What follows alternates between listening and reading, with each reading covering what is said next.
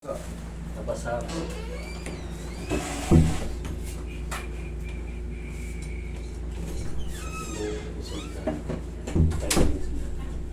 Okay, right ankle, no definite fracture. Basa. This is severe osteoarthritis of the ankle. Sir, hindi yung kumbaga yung tapilok nyo, na lang yan, nadagdagan na lang. Ano nakalagay yun? Severe osteoarthritis kayo. Based dito Okay? Ibig sabihin, may malala kayong mga arthritis. Ano ba ibig sabihin ng arthritis? Yung mga kalsipik na yan yung mga ganyan yung mga extension na buto. Yan, yung mga parang may mga kudlit-kudlit. Yan. Pag dito kasi ito nabasa kasi, yan may mga nakikita mo yung mga parang nakahiwalay na puti-puti. Yan, arthritis ang tawag. Pag nakitaan ng mga bone spar, lalo pag maraming puti-puti, eh syempre, kukonsider ng nila na severe. Yan, lalaki yun.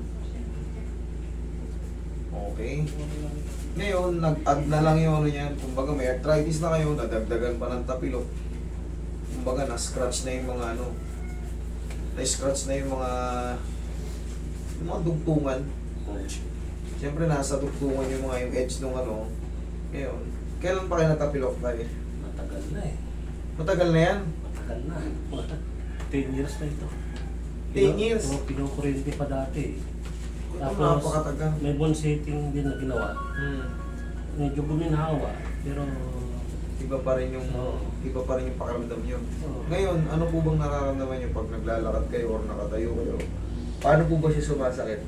wala akong nararamdaman pag naglalakad ako. Kaya lang, yun nga, kabingi. Naglalaro pa ako ng basketball na gano'n yun eh.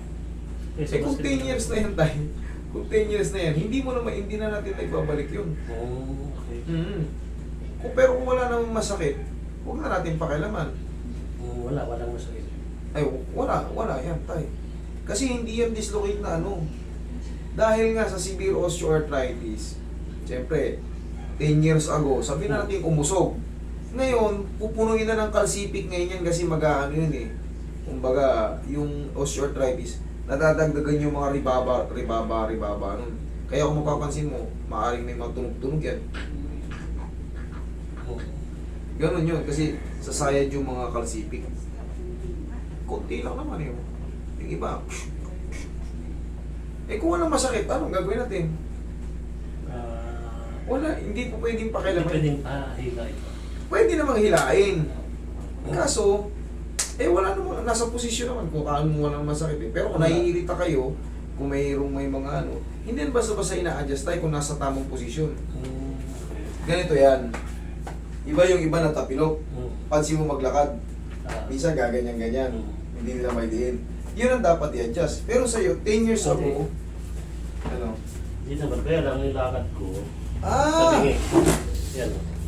Tumatagilid. Wala na, nasanay na. Upo kayo tayo. Kaya nga nasabi ko sa inyo, di ba, meron kayong severe osteoarthritis before. Nabangal na yung niya. Siyempre, sa tagal ng panahon, naghilom na siya. Kumbaga, yung mga edge, kaya nga, ito nga, yan ito yung sinasabi ko tayo. Di ba nakikita natin sa x-ray nyo, maraming sobrang puti, may mga sobra-sobra rito. Yun yung kinukonsider na severe osteoarthritis. Dito kasi medyo basa yung dito nyo, maaaring nabangal na yung edge nito. Kaya ngayon, lumadlad na, kumbaga, nasanay na, sa loob ng 10 taon, lumulubog ng ganun. Kaya, yun na yung yun na yung kinalabasan. Ngayon, pag hinatak natin yan, hindi ko na rin yan, sasakit yan ngayon. Pag binago ko yung posisyon, yun ang totoo. Pag hinata ko yan, babaguhin ko posisyon, tuturog ng konti yan, pero hindi yan babalik sa kasi may guide na yan sa haba ng panahon, hindi na ayos. Magkaiba kasi yung healthy at hindi healthy. Yan tayo magbubuts kayo. Dapat nakaboots kayo palagi. Para kahit pa paano hindi nadadaya siya ng Ngayon, wala akong mga decision tayo. Kung wala namang masakit tayo Wala. Hindi ko yan pwedeng piliting i-adjust ng i-correct nang wala nang masakit. Dahil dito kaya ako kanina nag-retire. Dati akong police. Mm-hmm.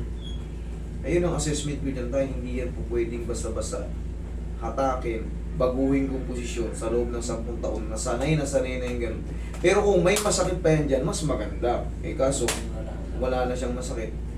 Ang gagawin nyo dyan, palagi kayo naka-boots. Okay. Para yung gabay ng paa nyo, nako-compress yan, nagaganon. Para kahit paano hindi. Sanay na kasing gumanon eh. Na nakaganon kayo. Okay. Pero kung naagapan yan, eh dito kahit 7 nga, di ba, naayos eh. Oo. Kahit 7 eh. Nakakon din to 1 week. Mm. Hinila ito. Mm. Parang guminhawa siya. Check pa yung ano eh. Ganun naman talaga ang ano yan, ang procedure. Tapos, Guminawa na, wala nang masakit. hanggang sa hindi ko na napabayaan ko na rin. Mm. Pero kwan pa rin, may tabingi pa rin. Tabingi pa rin. Oo. Ganun din ang gagawin yan, tayo aatakin ko rin. Kasi Chinese method yung ano ko, Malaysian method. Malaysian method yung ginagamit ko. Ngayon, ang mangyayari dyan, pag ano, pwede namang hatakin yan. Kaso, nag-aalala lang ako, baka kasi, yung position, ngayon, healthy ka na eh.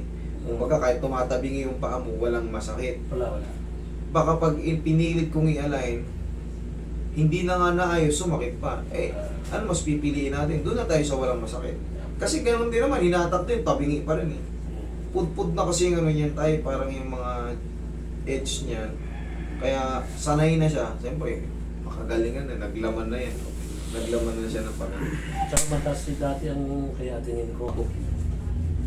Tayo, wala tayong ano. Sige. Pero magkaganon pa man eh, malakas naman kayo. Palakas pa kayo lalo. Oo.